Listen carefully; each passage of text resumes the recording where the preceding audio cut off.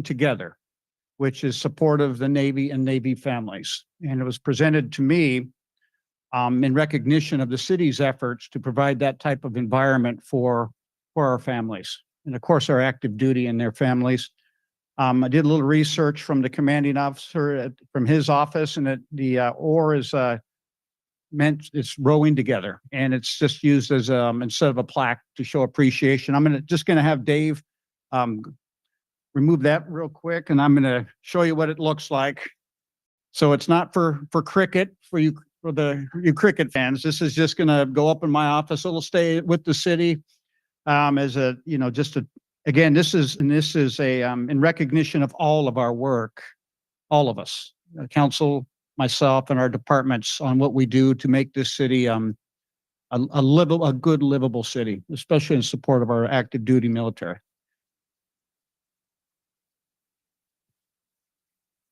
Okay, next slide. So, leading into this slide, I thought it was important to show some special appreciation for folks who serve our country. And we have a lot of them here in the city. We have folks who are actually working in the shipyard. They're not far away, long ways from home, but they will be working over the holidays in critical positions and keeping things going. We have veterans who have served abroad and have been long ways from home during the holiday season. And we have Bremertonians who are deployed right now a long ways from home. And so I thought it was important to recognize, show our appreciation for what they're doing. And it's just, it's an honor again to just be part of this community and supporting these folks. Next slide. Salvation Army. I've been visiting down there off and on over the last couple of weeks. They are, for one, they are providing the service that no one else is providing at this time. And basically it's shelter for folks who don't have an opportunity to have shelter in any other way. So they're averaging between 50 and 60. This time of year, it's even more important that somebody has a place to be out of the elements and not be on the street over the holiday season. And if you go down there and take a look, they are sorting through hundreds of pounds of toys, gifts, things that provide humanity for folks who are living in under those conditions. And just a way to help it's just it's really humbling to see all of that work going on. It's humane. It's being done quietly, and they're not going to be here because they're too busy actually doing the work as we speak. So I just wanted to show some public appreciation for that effort. Next slide. And last but not least, it's just a message from me to all of you. And it's just would like us to just take a moment, and if we're have things going well enough for us that we can appreciate what we have, encourage hope and compassion and tolerance and acceptance for all across our community. And from my family to yours, I send goodwill and cheer to all our residents and you City Council and all of our people doing the hard work in our city. Just have a joyous holiday season. So thank you. Hear, hear. Thank you, Mayor.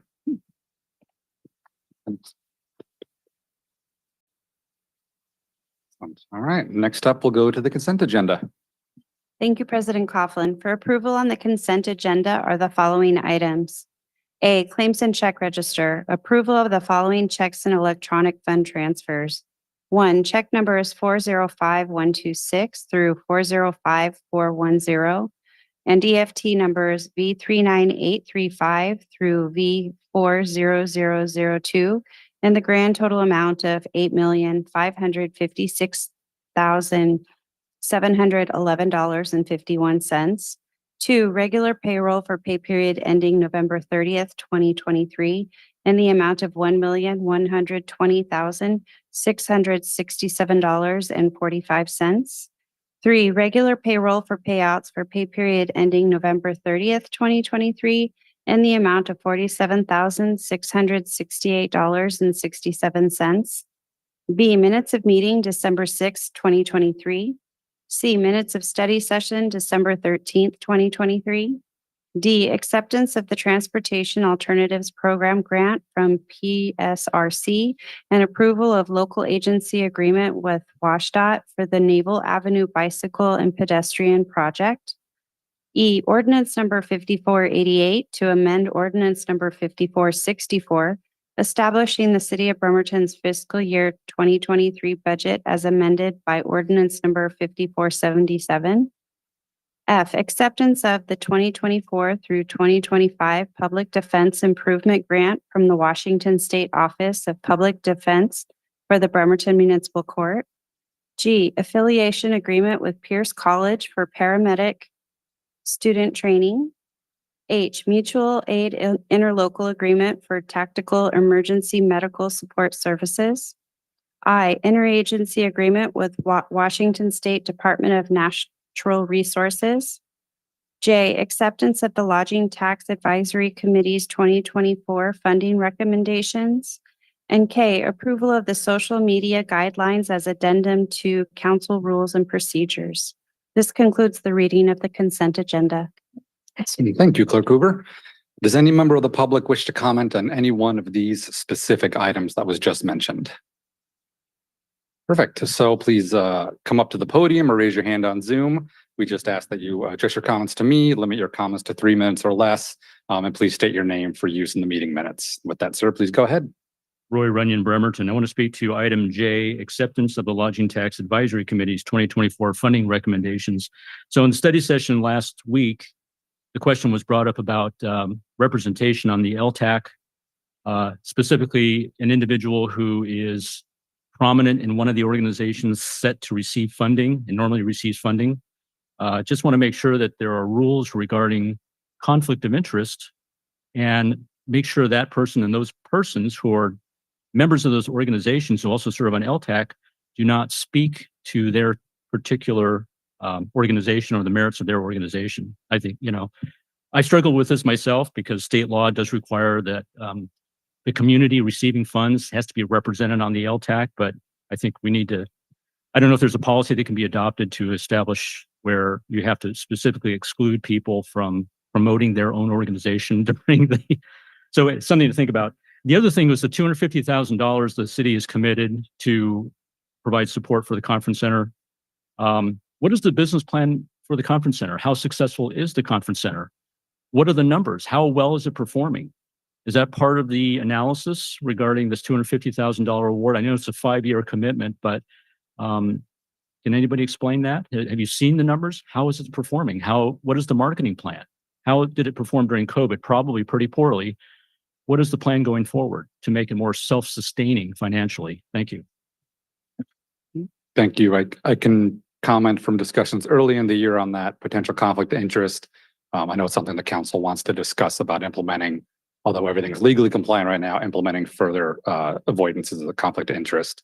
And then, Mayor, do you want to talk about the conference center? Thank you, Council President. The conference center did present a business plan to the City Council for their review not too long ago, and it showed the entire business marketing plan, capital investments they're making, the projections for revenues in the new year, and it's really optimistic, and it's well supported.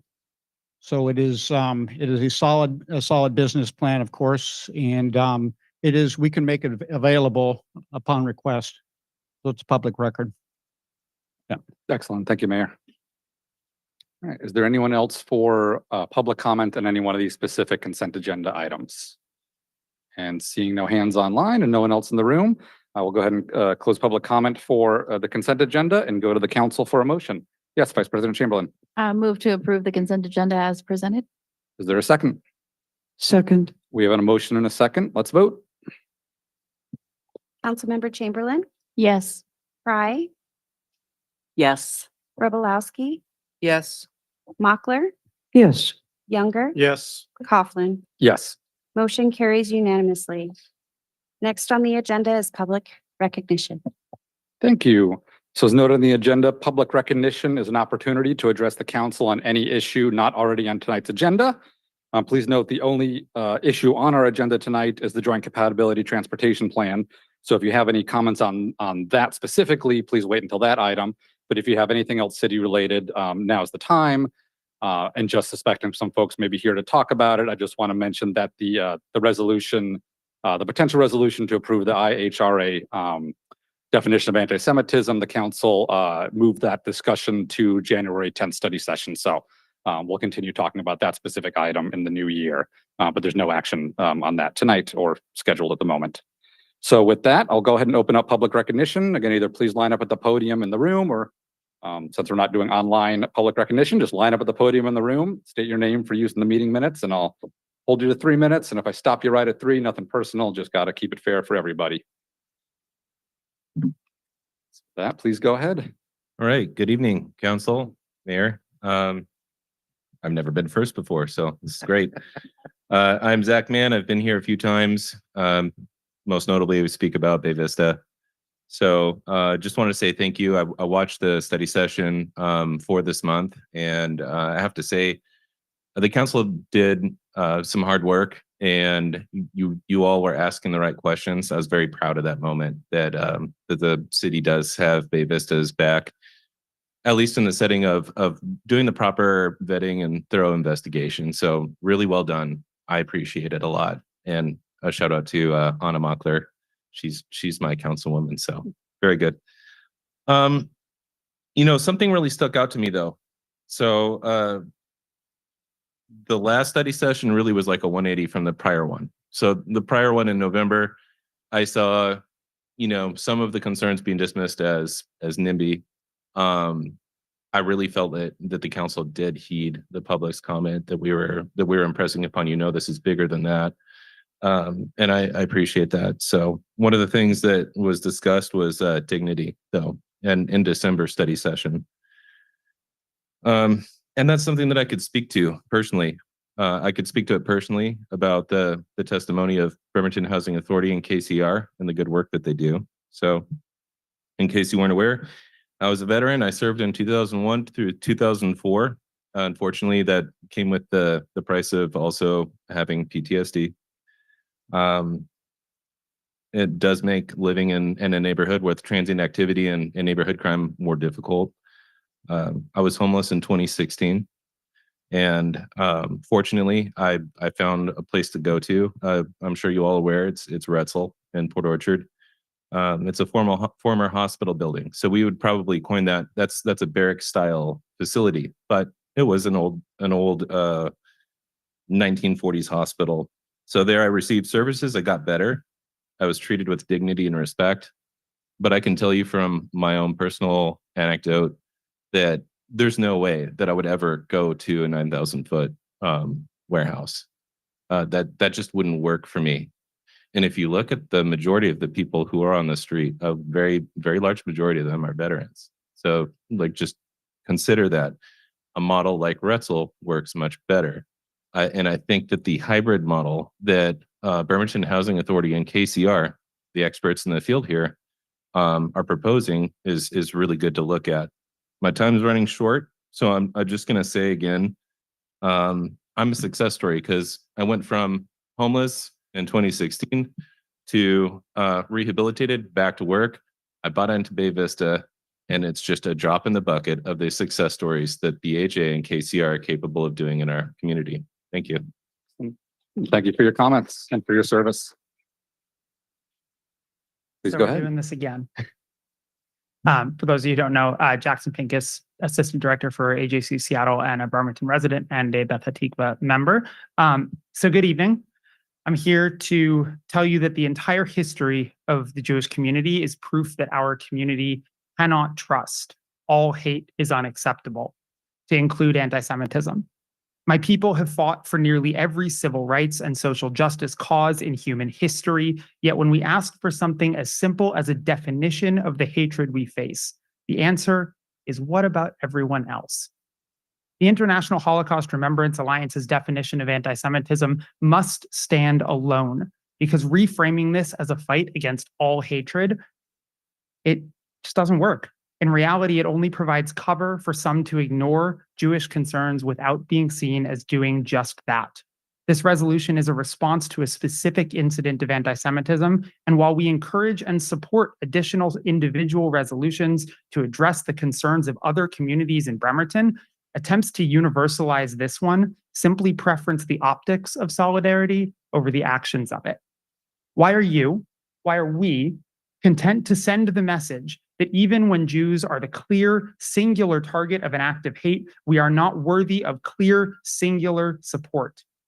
Neutering the community-specific aspects of this resolution or delaying it for a companion would not even have been a conversation if the target of this assault were any other than Jews.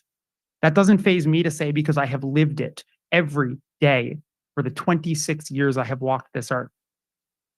But that truth is emblematic of why IRA is needed to begin with. We're human, thus we are worthy of protection which is sensitive to the specific manifestations of hatred that we face. Council, you need IRA in your anti-hate toolkit because you don't know how to handle Jew hatred. You don't know how to properly address it. And while all hatred may be interconnected, addressing each type with equal respect has never required that they all go through every step of the legislative process together. Do not punish your Jews for taking the initiative. In fact, that should tell you just how concerned we are. Pass IRA on its own and encourage other communities to use its passage to elevate their own concerns. IRA should be the start of these conversations, both to protect Jews and other minorities, not the end. Those communities will have Jewish support, but we're not going to back down from the expectation that our concerns be treated as valid, independent of any other group. Thank you. Thank you for your comment.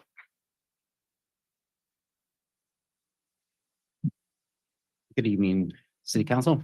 My name is John Stroop. I'm a Bremerton resident for 35 years now. I wanted to take a moment of your time just to bring you a short report from the streets of Bremerton. I work in social service out here for about 13 years, just working around the shelters and all those social service agencies. As a single father and also I'm permanently disabled myself for about 15 years now. I advise the county commissioners for Jefferson, Kitsap, and Calhoun counties on substance abuse and crisis and mental health services for, about 13 years now I've been doing that. And I just wanted to let you all know that out on the streets right now today, there's a lot of talk and there's a lot of rumble going on that this shelter project has really brought a lot of attention to the needs in the community and the needs from the resource partners that are working out there to help unhoused people find housing, transition through the stages of change to make it through the shelters into permanent housing. And we're really grateful. Myself personally, thank you so much for what this shelter project has done, which is what I can see clearly. You all are thinking and you're not just responding to data or one voice. I can see clearly that there's an interest in what's good for the whole community, and I'm very grateful from that. Out on the streets today, for the last week since I was here last, I have been putting people and staff that work along with me and our community partners right into shelters. Doors are open, women's shelters, men's shelter, overnight shelter, clear access. We're doing good, and just like we have been. Still, the sticking point really is transitional housing, moving people out of those shelters, or the people that can't go into those shelters, we're still stuck. All week this week, I still have been blocked. There's no funding available. I've been able to get people in shelter, but nothing but shelter. So I just wanted to bring you that report from the streets, and our partners are out there. They're aware of this. Everybody's doing all they can, but still wanted you to be aware that's what's happening right out there in Bremerton today. Also in our Bay Vista neighborhood, I'm a Bay Vista resident. I live in a Bremerton Housing Authority unit for over 6 years now. It's tough up there. I personally called 911 twice in 7 days. And I've heard there's been multiple other reports of things like we've got an individual who is a known sexual offender that just stalking our neighborhood constantly that we've been struggling with, along with other challenging criminal activities in our neighborhood. And the challenge for me, really, what I bring to your attention is, I know that's going on in other neighborhoods too, but the shelter project has really spurred a sense of insecurity in our area that's been very hard to manage. I have a neighborhood group page that I help manage. And I'm constantly trying to rebuke back all the negative that's coming up so much right now with positives, because our communities still stand strong together. Look at all the people showing up to support their communities. I still think there's a lot of great things happening, way more good every day than there is bad in all our communities across Bremerton. So I really appreciate you all focusing on the shelter project. I personally stand behind the BHA's community I'm so sorry support to have to project. stop you right there. 3 minutes. Thank you but very much for your time. no, thank you very much for your Appreciate it. comments. Thank you. Good evening, City Council. My name is Kendall Ross with the Ambrose Apartments in the Bay Vista neighborhood. We would like to help clarify some confusion about the mayor's attendance at an evening neighborhood meeting, which we hosted and invited him to join. Our team worked with the mayor and the community for more than a week to schedule a meeting that the mayor could join. After the mayor RSVP'd and confirmed, the Ambrose's ownership team flew into SeaTac the morning of the meeting to attend and meet him there. At around noon, our lawyer let the city's lawyer know that he would like to join as well, so he could answer any questions if needed. Our lawyer asked her to let him know if she had any concerns. The city's lawyer replied about 2 hours before the event, saying that he was going to advise the mayor to withdraw from the event because he was concerned about our lawyer being there. Our lawyer responded within 30 minutes by offering to skip the event to avoid any obstacles to the mayor's attendance. It sounds like the city's lawyer at some point that afternoon was pulled into meetings, and neither she or the mayor's office let us know of any updates. So when the meeting started, we didn't know if the city's lawyer had gone ahead and advised the mayor to skip the meeting. We didn't know whether any such advice had reached the mayor, and we assumed that if the mayor was taking that advice, he would let us know. This is why, when the event started, we thought the mayor would still be joining. We did everything we could to make it easy for him to join the meeting, and we apologize for the confusion and hope that these lines of communication will be clearer for everyone moving forward. Thank you. Thank you for your comments.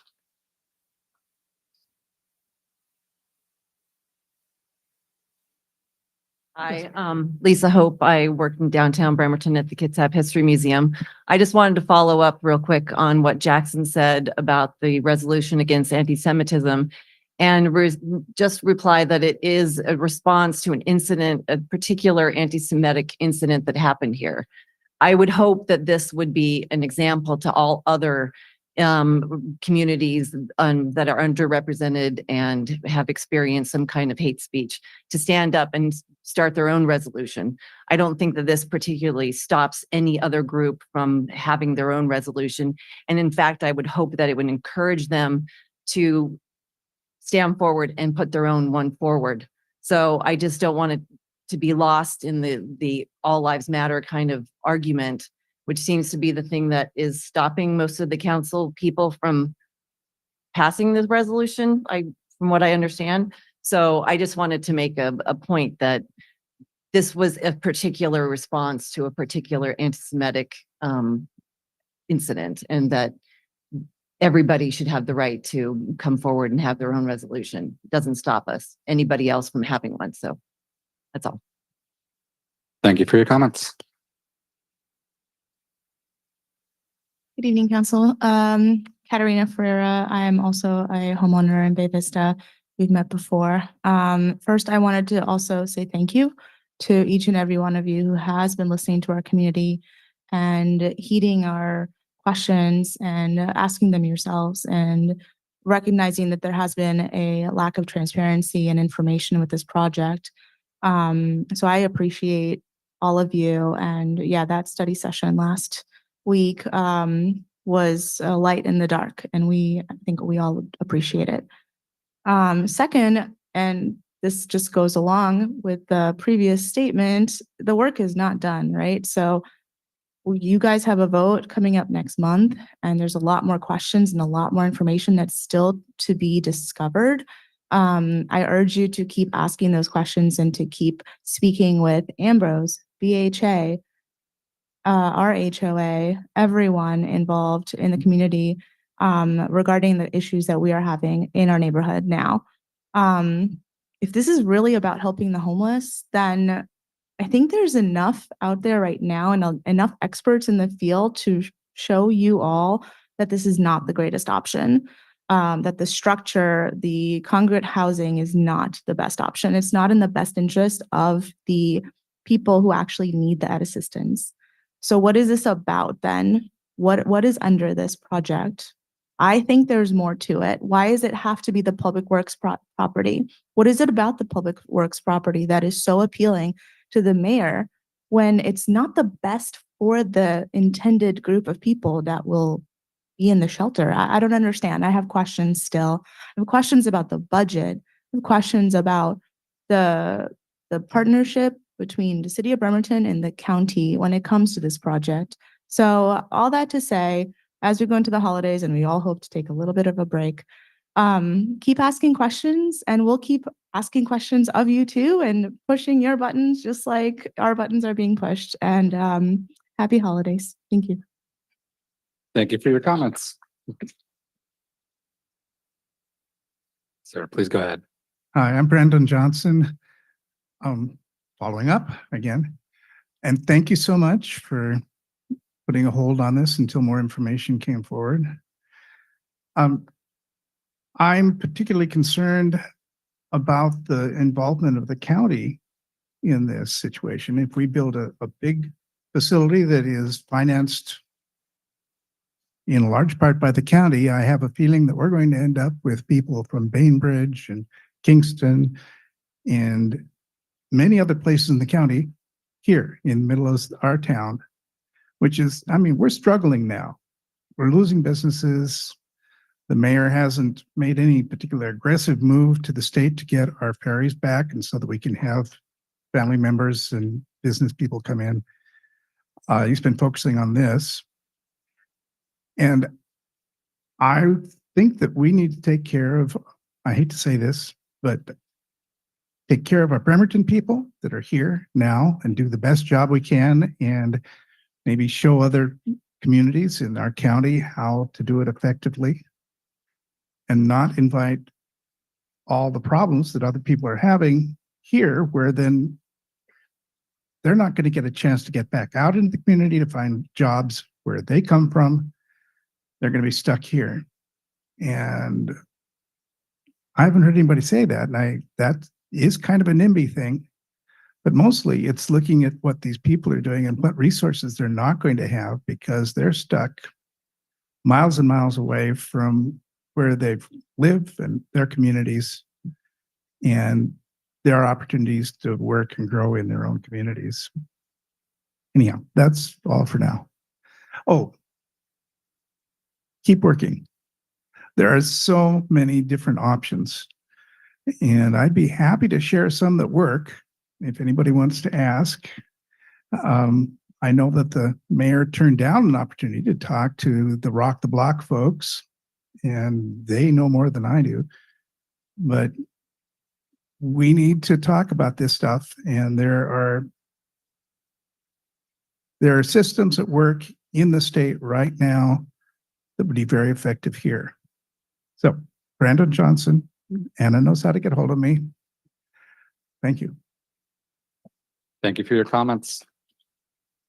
And I forgot to mention earlier, we always encourage folks to write in anytime to the city council email or the mayor's email, and we do read all those, so I appreciate it. With that, yes, please go ahead. My name is Lisa Ganowski. I'm a Bremerton resident, and I sat in the 4-hour study session last week. And I have to tell you, hearing all the conversation that's been going on the last several months about our unhoused community, I was losing a lot of faith in that we were going to be able to do the right thing. And I take offense when I hear people using the term NIMBY, because not in my backyard. I don't feel like it applies to people who are, and I'm going to apologize. One of you said last week that no matter where the housing solution ends up, somebody's going to be unhappy. And I think that's true, because everybody wants their community to be safe, and people are worried about the things that they don't know. But when I hear NIMBY, I say I am NIMBY because Bremerton is my backyard. This is a small community. So I want it taken care of for the people of our community that are struggling, that are unhoused. And I have to tell you, sitting in for those 4 hours last week, listening to your conversation and your questions restored some faith to me that we have the right people in this position right now to ask the right questions. I don't know how many other people have said it, but I want to say thank you for at least One of the things I say to my kids all the time is slow your roll. Just slow it down and let's look at what we're doing. There's a solution out there. I don't know what it is. I don't know that any of us knows exactly what it is, but to be brave enough and courageous enough to stop and ask the questions, even if we might not like what the answers are, I commend you and I'm proud of you. And I'm very, very happy that you did what you did last week. And I just wanted to share that with you and say thank you. So thank you. Thank you for your comments. Council members, Mr. Mayor, my name is Don Feldman, and I wanted to comment on the gentleman's about the mayor's involvement with the state ferry system. I spent 36 years in the engine rooms on the ferry boats, and up until I retired 8 years ago, and we had a 95% on-time rate. We had 25 vessels. We had a great engineering department and maintenance department, operations department. And the system went political a few years ago, and it's been on a downhill slide ever since then. It's not the mayor's fault or anybody's fault. It's Olympia when they got into the game in '84, and it just went drastically downhill in the 2000s. And from what I've read, they've got a new director coming in soon, and hopefully that will be a marine engineering person that knows marine engineering and marine transport, because it's Washington State Ferry was a wonderful system. Great engine rooms, great topside people, great support from the passengers. And so I'll look for better things in the near future, because we've had vessels go 20 years before repowering. So for them saying the engines are getting old, that's not true. The state hired outside agencies to rebuild some of the engines, and they didn't tighten the conrod bolts on these engines, and they threw a couple rods. And these engines are 2,500, 3,000 horsepower. So, and one of them was on the Wenatchee, which caused a major fire. So it's the office that's been causing a lot of these issues and not the crew. And hopefully we'll get somebody in there that knows how to operate a true marine transport. Thank you. Thank you for your comments. Is there, yes. Roy Runyon, Bremerton. Well, I also want to comment about the study session last week. I wasn't in the audience, but I was listening at home via Zoom. And so I'm actually proud of the council. I give you guys a lot of guff because I've been in those seats, and there was a good amount of tension at that meeting. That is necessary to have checks and balances. So I'm going to call out personally, Councilmember Younger, Councilmember Mockler, Councilmember Fry, and Councilmember Chamberlain. Thank you for the difficult questions you posed to the administration. So also Councilmember Mockler is my council rep, and she's gone 180 at one of her meetings several months ago. I told her not to move the problem to someone else's neighborhood. That's not a good idea. You're good. And so I'm glad that you're asking questions and slowing the process down. You guys should have had options, choices. This is what this is going to cost capital-wise. This is what it's going to cost operationally. You weren't given choices. In my experience as a council member, when I was given a fait accompli, I always voted no, because someone has not done their job or someone's not being honest with you. So thank you very much for slowing that down. And I want to comment on the other side. I was disappointed by the performance of the chief executive officer of the city, resenting the fact that it was dumped on him. That is his job, to handle these types of problems. And you pointed that out. Thank you. Another comment I heard from this chief executive officer was nobody else has given him any solutions. That's patently false. We've had members of the public, including myself, provide solutions. Also, Doug Washburn was in the room. You guys questioned him. You know, we have a 0.1% of 1% funding source in the county that we can apply to for funding capital and operations of homeless services. But it should be a county-wide thing, not just a city thing. This is not a core function of government that the chief executive officer wants to make it. That's not right. Thanks, Eric, for pointing that out. What's it going to cost? How much money are we spending? Where's this going to end up? So thank you very much. Thank you for your comments. Is there anybody else in the room for public recognition? All right. Seeing and hearing no one else in the room for public recognition, we'll go ahead and close public recognition. But again, encourage anyone watching online, since we're doing in-person recognition only, again, please feel free to email council and mayor at any time with questions or comments on any issue. All right, so we'll move on to general business. Item 6A, Clerk Hoover. General business item 6A, resolution number 3369 to approve the joint compatibility transportation plan. Our presenter tonight is project manager Katie Ketterer. Welcome, Ms. Ketterer. Good evening. And this presentation will be very close to the presentation that I gave on December 6th. So with that.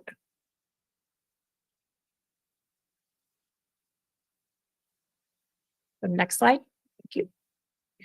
Good evening, council and members of the public. My name is Katie Ketterer, and I am the project manager for the JCTP. And I am pleased to present the final outcomes of the JCTP to you tonight. The agenda includes an overview of the study's purpose, our outreach effort, and findings and analysis. And then we'll dive into a little more detail regarding the livability vision.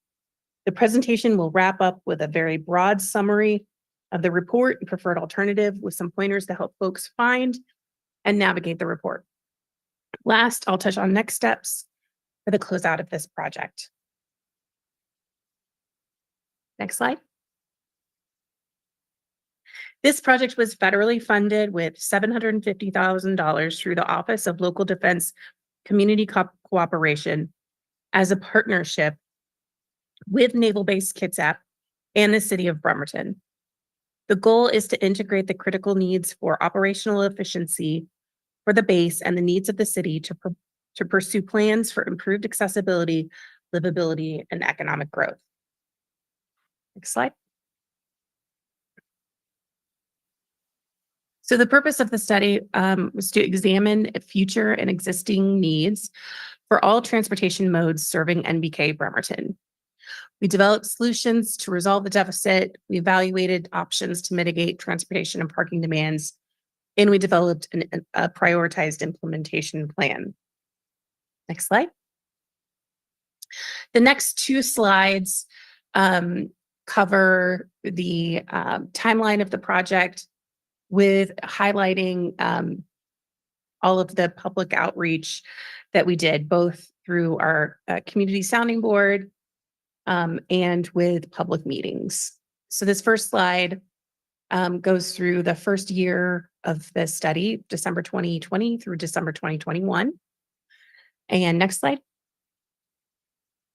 The second slide goes through from December 2021 through the current timeframe, December 2023.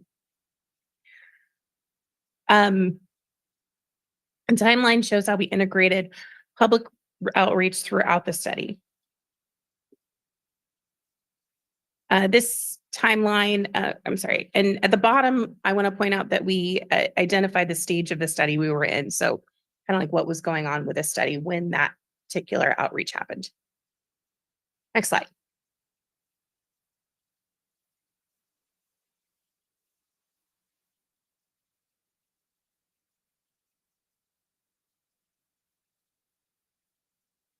So a quick overview of some of the findings and analysis that we did.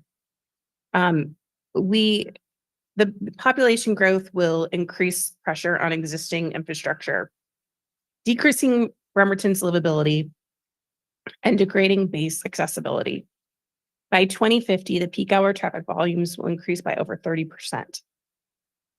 NBK Bremerton operations create traffic surges and congestion. 60% of traffic coming into Bremerton during the peak period is attributed to NBK Bremerton. By 2050, there will be significant congestion at several locations in Bremerton. The number of intersections operating at level of service F doubles. And the 2017 parking study confirmed large numbers of commuter vehicles are parking illegally in downtown and in neighborhoods. Next slide. So this slide covers the analysis that we did. most transportation studies consider the origins and destinations of traffic based on existing information and land use. However, the fact that this study combined transportation and parking gave us a unique opportunity to explore changing destinations. So the three alternatives that we tested were based on manipulating parking so that we could look at the impact that had on traffic. Next slide. What we found in our alternatives analysis was that if we accommodate all of the cars coming into NBK Bremerton, along with all of the cars from the growth in Bremerton, there would be a great need for capacity projects, and we would be more challenged to address the livability impacts of that traffic. So we took some time to really understand what the vision of Bremerton is, and with guidance from council, public, and agency partners, decided that a livability-focused vision was desired.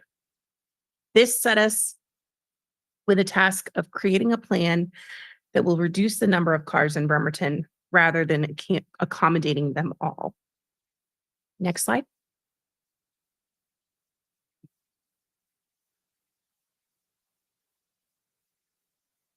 For this study, livability was defined as a sum of factors that add up to a community's quality of life, such as comfortable walking and bicycling, kids playing in the front yard, or simply sitting on the front porch enjoying home.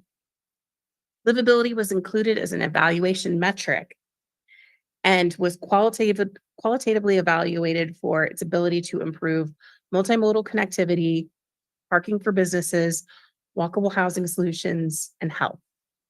Next slide. Aside from evaluating potential projects against the criteria mentioned, there are some other ways that the livability vision was applied to the preferred alternative. Here are just a few that I'd like to highlight for your attention. So to prioritize active safety and active transportation, 17 of the 22 short-term projects are multimodal or safety projects. Focusing on active transportation accessibility by considering the active transportation network. So we put in projects that make getting around town by active modes easier and safer, with projects like the Naval Avenue and 6th Street rechannelization projects and the mobility hub at Park Avenue and 4th Street. Focus on shifting commuter travel modes from single occupancy vehicle to transit to lower the number of cars coming into Bremerton. So we included projects like park and rides, downtown shuttle, and more and faster buses to NBK Bremerton and others. Same topic, but this time focusing on shifting behavior. We included policies and programs that are aimed at reducing barriers to transit use, such as complicated worker driver bus reimbursements. Projected capacity-centered vision, with some capacity projects are still called for because unmitigated congestion can lead to livability issues, such as increased carbon emissions. So we have rejected additional lanes on Burwell and Kitsap Way, but we included adaptive signals instead as a way to mitigate congestion in the future. Reduce support for commuter parking in the downtown core and in neighborhoods. We did not recommend any parking garages off base, and we did recommend parking policies that deter commuter parking in neighborhoods and in downtown. Next slide. The outcome of the JCTP is a suite of recommended projects. Some of the key projects included are the rechannelization projects for Naval Avenue and 6th Street, sidewalk improvements within the 10-minute walk shed of the NBK Bremerton, and 5-minute walk sheds of transit facilities, mobility hub at 4th and Park, and major investment into transit, including capital improvements like park and rides, as well as system and operations expansions. wanted to point out that the recommended projects are mapped to help readers visualize the improvements. And you can find those maps in section 7 of the report on pages 7.6 to 7.8. Next slide. Sometimes it's tough to see how we've incorporated public input into our final products. So I wanted to highlight a few comments and how we responded to them. Generally, the preferred alternative received broad support. Below are a few examples of comments that were received and how we responded to them. So we heard that the parking policy recommendations, our original parking policy or recommendations were confusing, and we revised and simplified those. We heard concerns about safety at park and rides, and we addressed that by aligning the park and ride projects with Kitsap transit plans, which are currently responding to those safety issues by focusing on smaller mixed-use lots that are more active and less attractive targets for crime. And we heard that there was a need to align with Kitsap Transit and Kitsap County plans better. So we aligned the transit projects with the Kitsap Transit long-range plans and removed recommendations for large park and ride garages in the county that did not align with their plans. Bike path on First Street was not included in the original preferred alternative, and so we added that project. And there was concerns about capacity loss on Naval and 6th Street. So in response to that, we performed added analysis to understand queuing potential during the AM and considered phasing to support of supportive projects like the adaptive signals. Next slide. Now I just want to do a quick comment review of some things that we heard on the December 6th meeting, or at the December 6th meeting. So we heard that the plan should be aligned with the 2024 comp plan update. And we agree with that. We do believe that it should be aligned with the 2024 comp plan. And that is, it will be incorporated into that. We heard that the SR 303 corridor study projects should be reprioritized within the JCTP to move up prioritization of multimodal projects. And our strategy is to leave the SR 303 corridor study as a whole and work to incorporate all of the plans with the comp plan update. We heard a concern that no dollar figures were included for the projects, and cost estimates are included in the project one-pagers found in Appendix O of the plan. There's a call to increase density in downtown and support transit. And the JCTP anticipates being forward compatible with changes that may occur with the comp plan update, which could include density increases. Transit and active transportation improvements are needed for outlying areas. And the JCTP does include transit improvements and active transportation improvements for 5-minute walk sheds around transit facilities. But this is also a comment that should be forwarded for the comp plan update. Next slide. So once again, I'll just quickly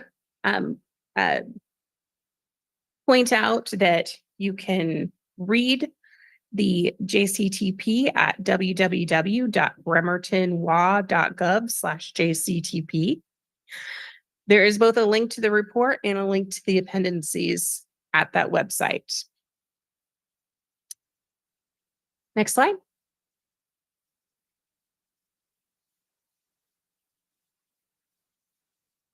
And to just quickly overview the report itself, it includes an executive summary for that quick evening read, a summary of the public outreach, existing conditions and future conditions reports, the alternatives process, the preferred alternative and phasing plan, and detailed one-pagers for each recommended project in Appendix O. Next page. All right, so that brings us up to the present, where we are asking the council this evening to consider adoption of the plan. Want to point out that the adoption does not include the project itself does not include any zoning code or transportation improvement changes.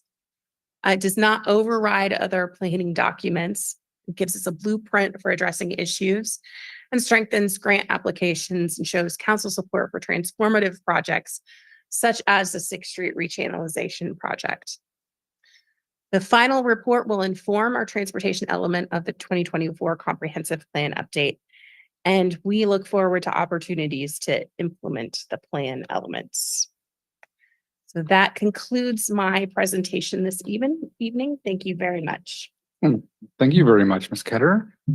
Before I go for public comment, I do want to note at our 5 p.m. open public briefing, we did discuss briefly a proposed change, minor change to language. So just to read it to the record, there was council consent to update language on page 8-4, table 8-1 for project CC 13 to just read build projects proposed in the SR 303 corridor study, City of Bremerton 2021, and to strike the language that comes after, which read prioritize capacity projects, including roundabouts and BAT lane. All right, and so with that read, let me go to public comment on this item. Welcome any public comment that's relevant to the JCTP. Like before, either please line up in the room at the podium or raise your hand on Zoom if you have any comments on the Joint Compatibility Transportation Plan. Roy Go ahead. Runyon, Bremerton. I'll kind of summarize what I said 2 weeks ago at the initial hearing.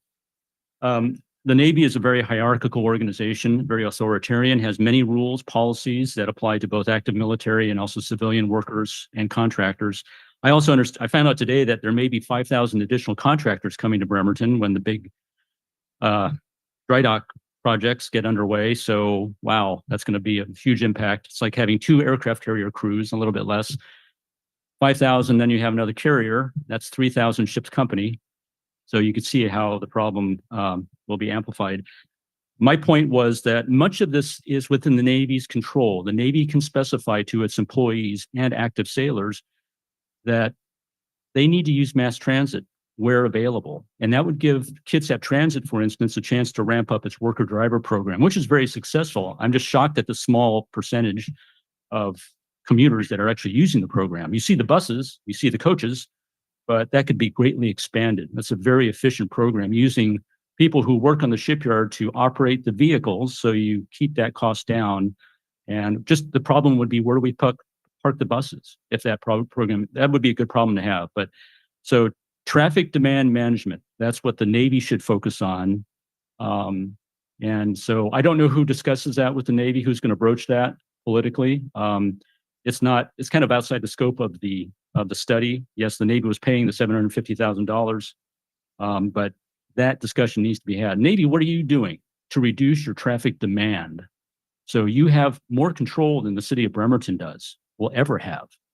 And also I made note of, in the event of national emergencies, which we could have, there's 2 potential conflicts that we could be facing in the next 5 years. Apart from just the terrorist things, the security alerts that cause all kinds of disruptions temporarily in the city. But those are not addressed in this. And I hope someone in the city of Bremerton is talking to the Navy about those contingencies, because we need to be aware and know how to handle those. Thank you. Thank you for your comments.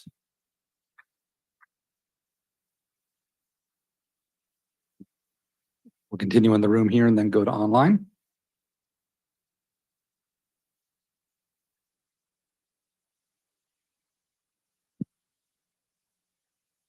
Diane Iverson, resident of Bremerton. I'd just like to thank the mayor, the staff, the council, all the community stakeholders that have been involved with JCTP over the last several years, and all the other planning that's been going on. Everybody together has come up with a very nice document that is going to define where we want to go in Bremerton. And you guys don't get enough compliments. So I'm here to tell you what a great job. Thank you. Thank you for your comments.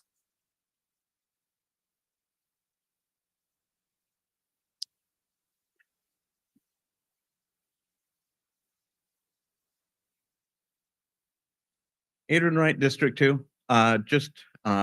want to say thank you for your guys' service and particularly the classy act that you guys portray on a weekly basis.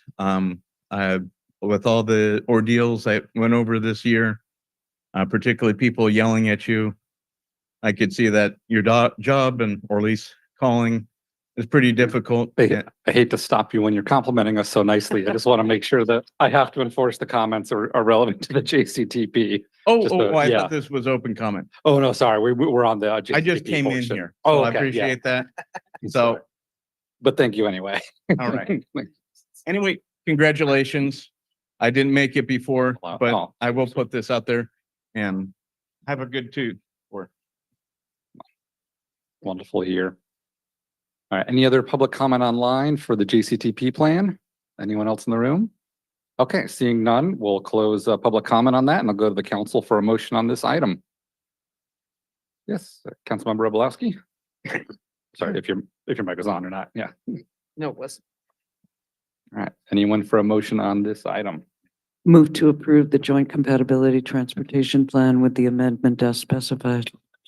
Excellent. Is there a second? I'll second. All right, we have a motion and a second. We're open for discussion. Councilmember Mockler, the floor is yours if you wish. I'd really like to thank the Public Works Department and especially Katie Ketterer for working so hard for so long and incorporating so much comment. Some of it lengthy. And I'd like to thank Director Nucky, especially for his remarks during the briefing.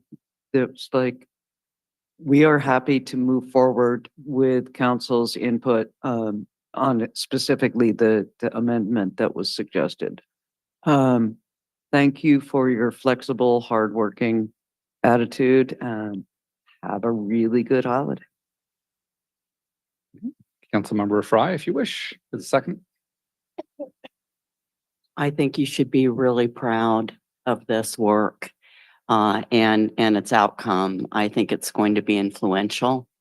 I also think that it validates our ongoing working relationship with the Navy, ongoing conversations about ongoing challenges in that relationship, as well as opportunities. And I think you took advantage of an opportunity with this project and really reap the benefits of it. I'm proud of it. I think it's a document that'll serve us well moving forward. So thank you very much for your hard work, Mayor Tom Nucky, and of course, Katie. Councilmember Obolowski. I too want to thank Katie. This was really a monumental project.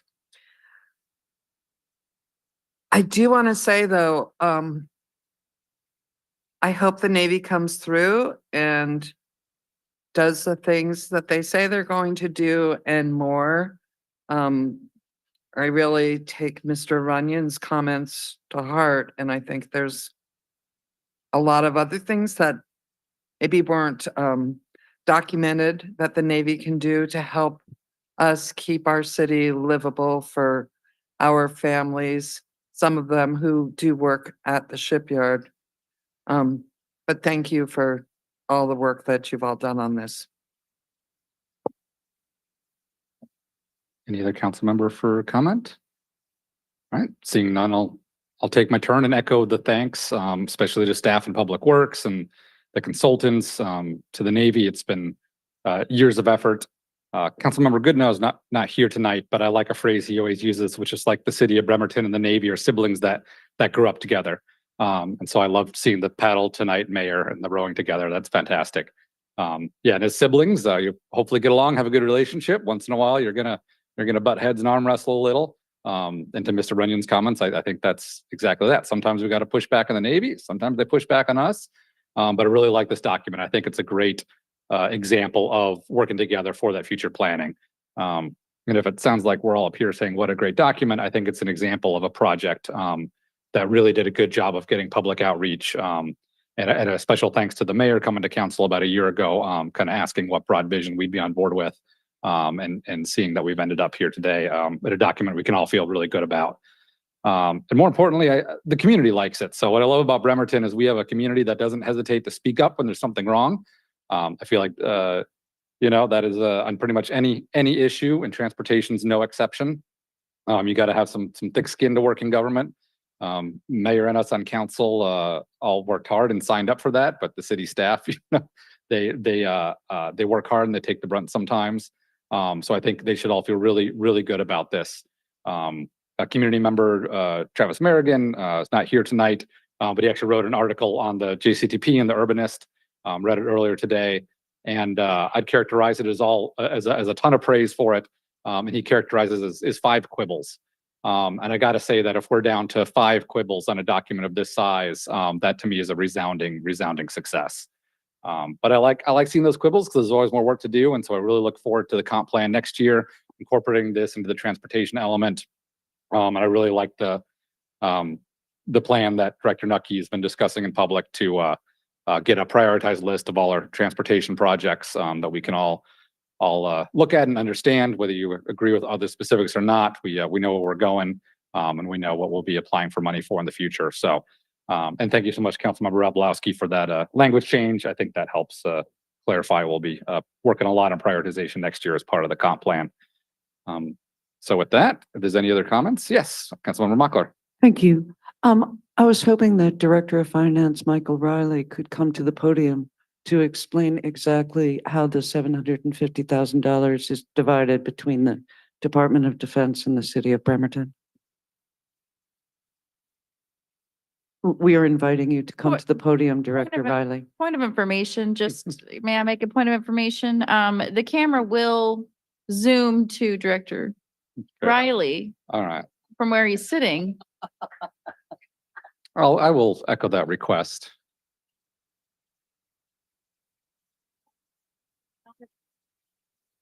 No. You know, All right. another point of order. There we you go. need to- There we We go. need to All have you right. at the microphone, at the Okay. podium. Thank All right. you, Director. I believe the question was how the 750,000 was divided between the city and the Navy.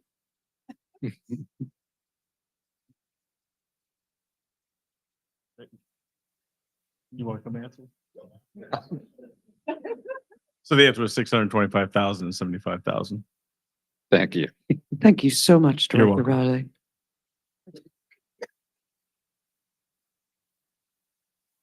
Oh my. All right. Any other council members for comments or questions? All right. Seeing none, let's go ahead and vote. Councilmember Fry, Yes. Robolowski, Yes. Mockler, Yes. Younger, Yes. Chamberlain, Yes. Coughlin. Yes. Motion carries unanimously. That closes general business. All right. Concluding general business, we'll move on to council reports. Council reports are an opportunity to either make us all laugh or provide any updates on issues taking place in their district, announce any events they recently attended, or any other city-related topic. Since this is the last council meeting of the month, we'll start with District 7, Councilmember Eric Younger. Well, thank you. I'm not sure I can make you all laugh, especially after following Mr. Riley's appearance. I would fall short of that. I will mention that you don't dress like that unless you want the attention. So we're not.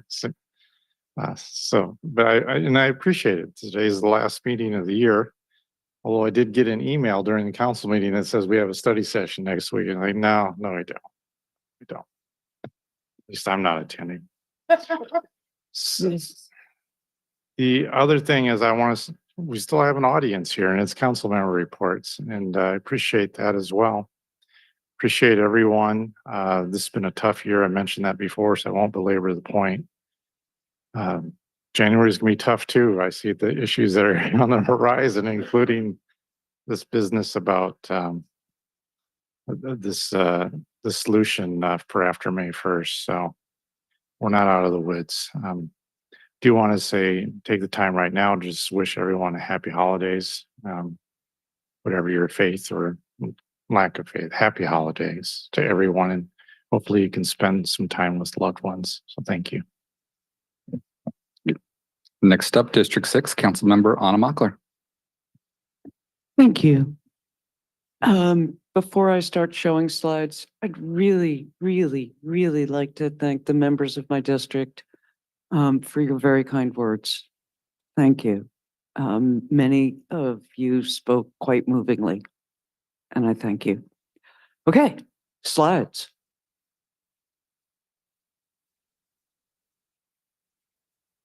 Okay, so here's my District 6 report. It'll be brief. Next, yeah. So one of my constituents works with Goodwill. Their registration is December 12th through the 28th for basic computer ESL and GED courses. And I encourage you to step up and avail yourself of these free services or pass it on to someone who may need them. Next slide, please. Okay, so thanks to Public Works, the District 6 Town Hall will continue through 2024. It will still be on the second Monday, 4 to 6 p.m. The next one is January 8th, and I hope to see you there. Next slide, please. Is there a next slide? No, no next slide. Okay. Tomorrow at 7:51 p.m. is the winter solstice. So every minute after that, for months and months, the days will be getting longer. I know, finally. I wish every member of in this room, on this staff, in this city, a really calm, harmonious, and peaceful holiday season. And may the fires of love burn brightly in your homes. Happy New Year. Next up, District 4, Councilmember Jane Rebelowski. Hello. I was able to take a tour of the renovations going on at the Bremerton food line, and it's magnificent. They're not done yet, but at some point, they're going to be close to being a full-service grocery store with expanded hours. The new executive director is doing a great job. And as a bonus, I'm either going to be holding my district meetings at the food line or at Bremerton High School. I have a meeting with our school superintendent shortly after the new year. So it's going to be one or the other. So the majority of my district will be able to walk to a monthly meeting, and I hope to see you all there. And happy holidays to everybody. Thank you. Next up, District 2, Councilmember Denise Fry. Thank you. I've got some slides.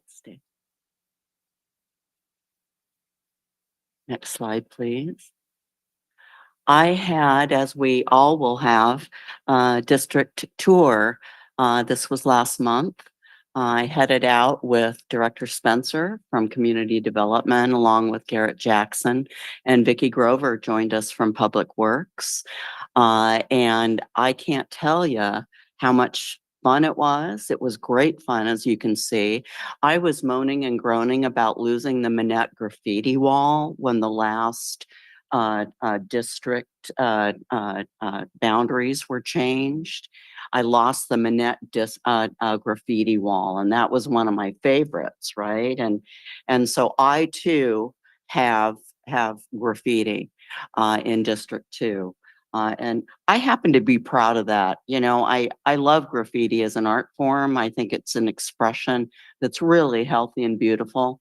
And so every time I drive by Chaos Bay now, I actually try to drive around and see the graffiti. It fills my heart a little bit. That's just the way I am. We keep talking about the comprehensive plan. At least everybody I talk to keeps talking about the comprehensive plan, and it's really coming. It's already here. Of course, we've got one now. We're just going to be in the process of updating it.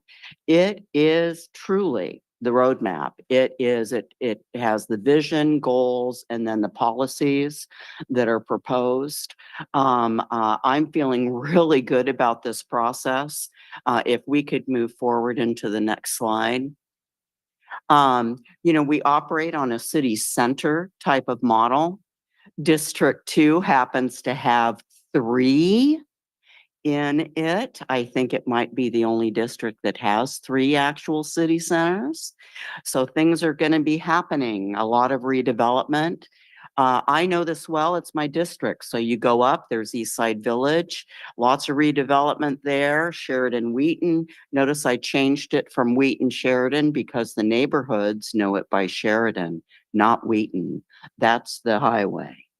And then Rydell and Wheaton. Every aspect of this has its own little mini vision. It's all coming together already. I can't wait to see the active transportation plan that comes through because I expect to have that multimodal path clear up from the bridge through my district all the way to the county line. I feel really hopeful with this. It re-energized me about it, about really working together to create this vision for Bremerton coming true. It'll take some time. It'll take a lot of money, a lot of hard work. District 2 needs some love. District 1 needs some love. We're up there on the northeast end, and it seems like a lot of stuff, Jane is saying stuff about earlier, excuse me, Council President. But this SR 303 corridor, how about some love, for her district? And of course, District 1 and 2 are saying it's about time we got some love. All we have are old shopping centers that are, they're looking better. The next time you drive the corridor, pay some attention and see there's some changes coming. It's going to be better livability. I really have faith in that. So thanks to all the staff. I wish everybody happy holidays. Whatever rituals you have, whatever foods that you enjoy to eat, whatever music you love to hear at this time of year, I wish that for you. Seek it out, seek the joy out, be willing to see it when it comes. It's all around us. It really is. And a lot of it actually happens in this room. So with that, I'm going to close and just say happy holidays. All right, next up, District 1, Council Vice President Jennifer Chamberlain. Oh, thank you. So actually, it's the graffiti wall. There's a nickname for it, the free for wall. And just so that if you want some language for it, there's a difference between tagging vandalism and graffiti art. I just want to share that with the general public. If you want some language to differentiate those. How do I know that? I learned it when I was on the Arts Commission, and I joined up with them right as that wall was becoming a thing. Anyway, let me move on to my district report. I also took a District 1 tour. Thank you to Garrett Jackson, Director Spencer, and Vicki Grover. I just had a blast with them. And I think something that's unique about my district is those folks just kind of want to be left alone. I mean, we're mostly housing and residential. They just want things to stay the same in a lot of ways. And what's really unique about my district is the variety of housing types that are in that area. So we have multifamily, we have condos, we have one gated community, and you should see the plot lines. They are bubbles instead of rectangles. If you know what I'm talking about, you'll know that's weird, but hey. And we have affordable, we have low income, we have all kinds of housing types coexisting on the same block together, and that's pretty special. I wanted to kind of pause. We have so much positive feedback today, and maybe it's just the season is inspiring us. But I really, you guys, this has been a really rough year for heavy issues, and who knows what next year will bring, but that's not going to stop. And so today, receiving your positive feedback really helps.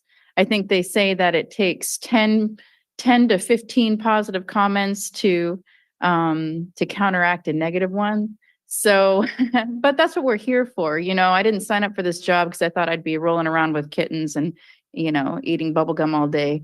I know that there's hard work to do out there, and I hear you, and I'm here to accept, your feedback, even if it isn't the most positive. But thank you again for the positive feedback. We had, a difficult conversation during study session regarding the shelter proposal. And here's where I'm at with it. I really appreciate that the mayor and Katie Ketterer and Director Nucky have brought us a proposal. One thing I know, having done some work, and the mayor knows too, he's been in there, is that a bed is better than the mats that are on the floor. There's so, the Salvation Army is doing the best they can with what they have, but what we're proposing, even if it is a congregate shelter, even if it isn't the most ideal, is better than the alternative. And so thank you for bringing us something as we've asked for you to. And thanks for taking our questions with stride.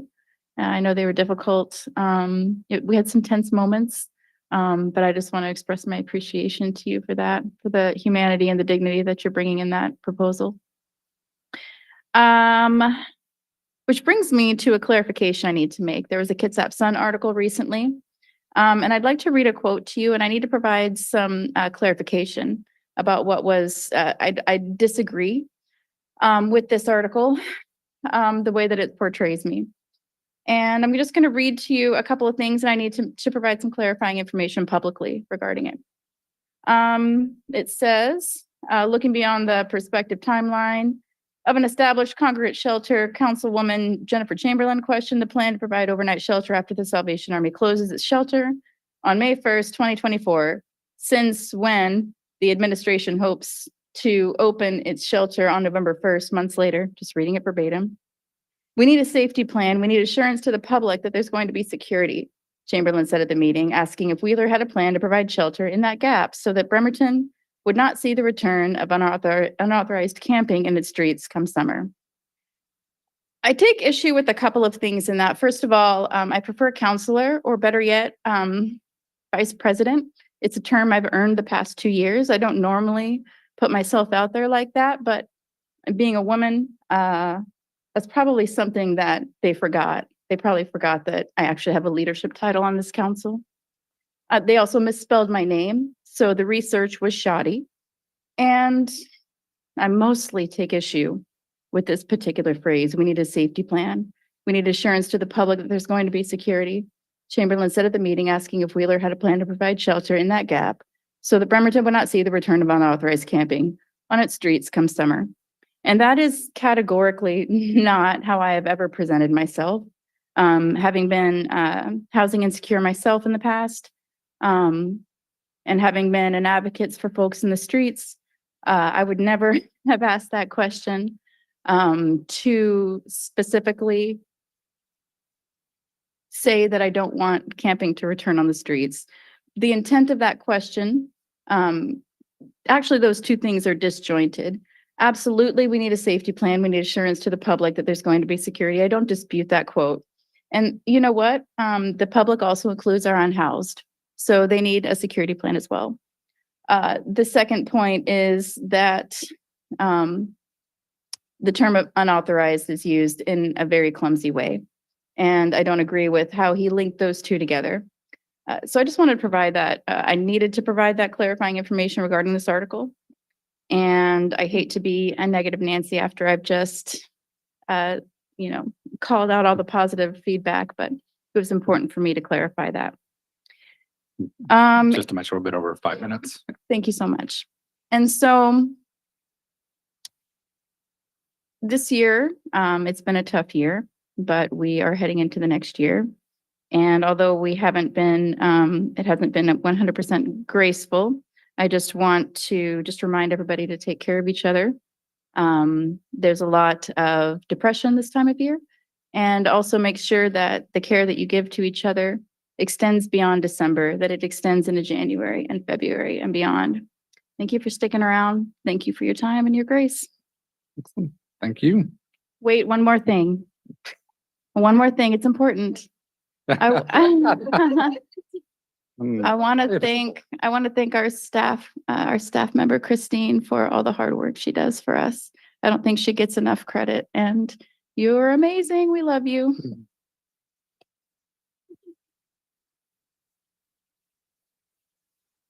Glad I allowed that.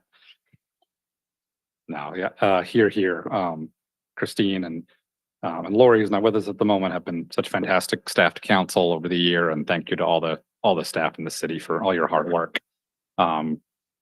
District 3, we do have an awesome graffiti wall. And it turns out what I've been doing is tagging this whole time. Okay. Oh, bummer. All right. Good to know. All right. I got one slide here. There's the goals and priorities. We started off with the start of the year. I updated it earlier today. I thought it'd be fun to go through.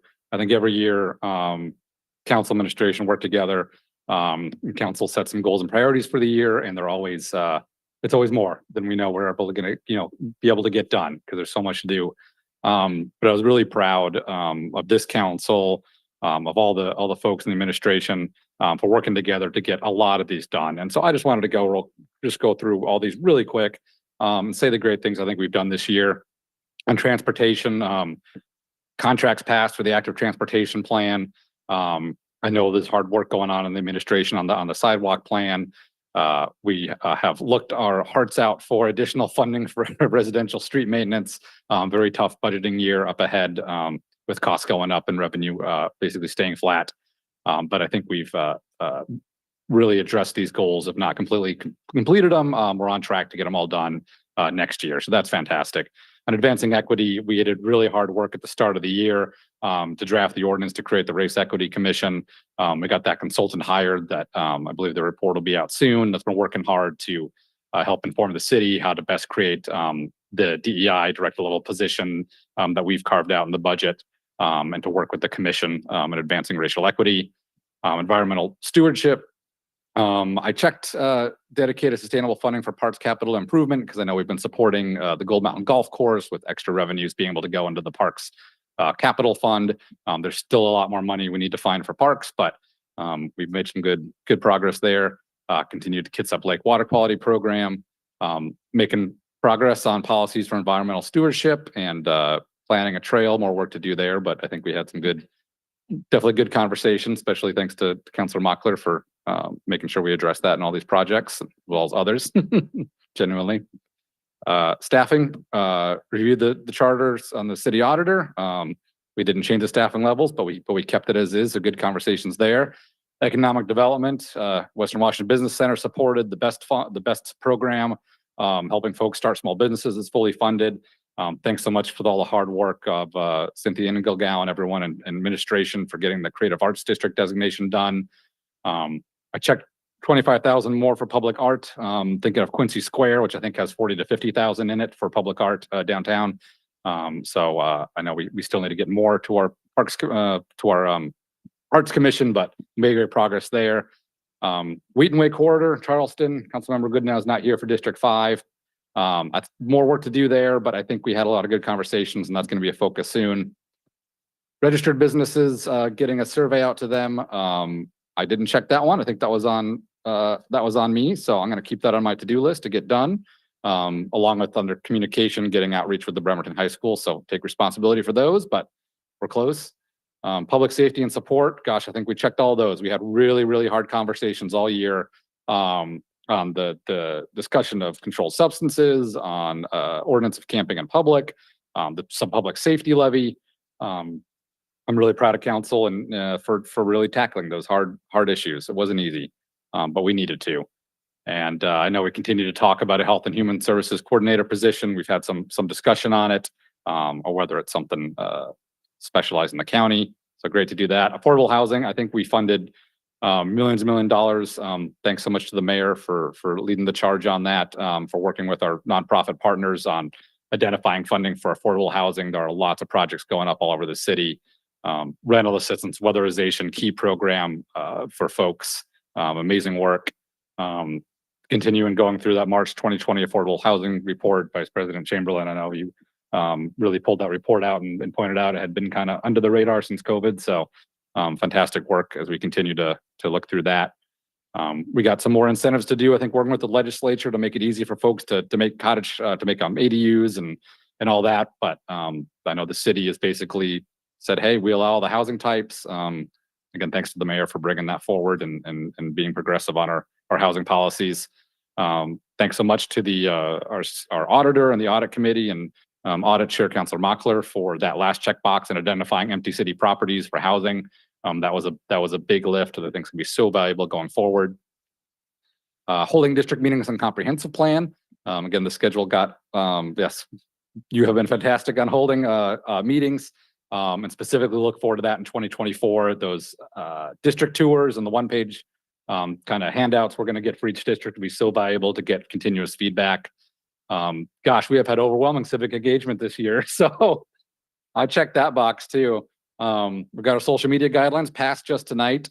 And well, we didn't get a full proposal. It's still in progress as we talk about how to always improve city communications. So just wanted to go through these. I think some will carry over next year, but just really, again, proud of council administration and so much to the community for speaking up on all these really, really tough issues. With that, we can close the slide, and I'll just say I look forward to next year. I think, honestly, to me, it's a year of planning and funding. The comp plan is really going to shape the vision for the next 20 years of the city. It's so important. So happy with the work that's already been done on it. It's going to be a really big lift next year. As many meetings we'll have all those different topics on transportation and housing and zoning, everything on our radar as we go through the year. And then I like to say, I think our big lift for next year is it's a town that wants to do everything. It's fantastic. And there's so much to do, and we need funding to be able to do all of it. And we ask a lot of our staff and administration to do it all on a shoestring budget. So I think it's going to be a big lift working with the legislature and looking what we can do to bring extra revenue into the city to get that done. So with that said, I echo all the thoughts for everyone to have happy holidays, happy solstice tomorrow, longer days, and a happy new year, and look forward to seeing you all in 2024, which brings me to conclude the meeting with, due to council's regular schedule, there will be no meeting next week. Thank goodness. So ignore any automated calendar invites. No one will be here. Oh, but executive session, thank you. Jumped the gun. Well, I'm not going to close the meeting, but I will say the next meeting will be January 3rd, 5:30 at the remote option. With that said, we'll now convene for an executive session for 10 minutes to discuss potential and pending litigation as allowed under RCW 42.30.110, section 1, subsection I. Action is anticipated. We'll adjourn for that. We'll come back. We'll take a quick vote, and the meeting will be officially adjourned after that. Thanks so much to everyone who stuck around for us. You are welcome to stick around for the very last part when we come back. All right, we'll see you all in 10 minutes. Recording stopped.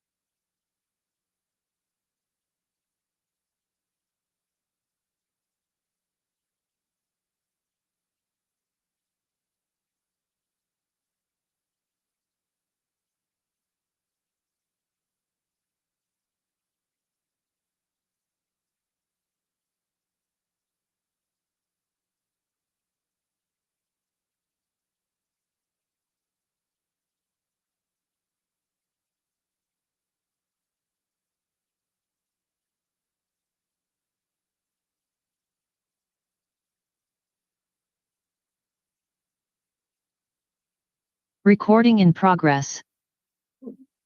All right, I call the meeting back to order from our executive session. And I call upon our city attorney, or I call upon Assistant City Attorney to summarize the action before council and provide a recommended motion. So the action before council is in regard to a class action settlement for opioid distribution.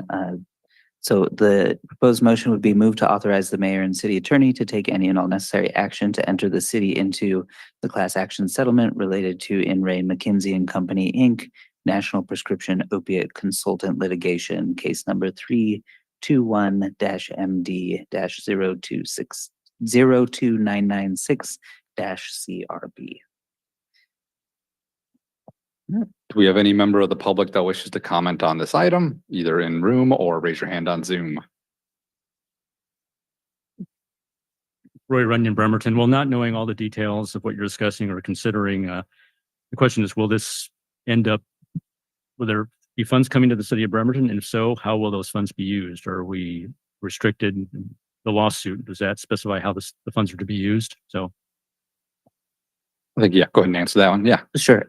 So yes, the city will be receiving funds from this, and yes, they are restricted in their use. They have to be used for opioid abatement purposes. This is consistent with the other settlements that have been entered so far, and how the city's using those.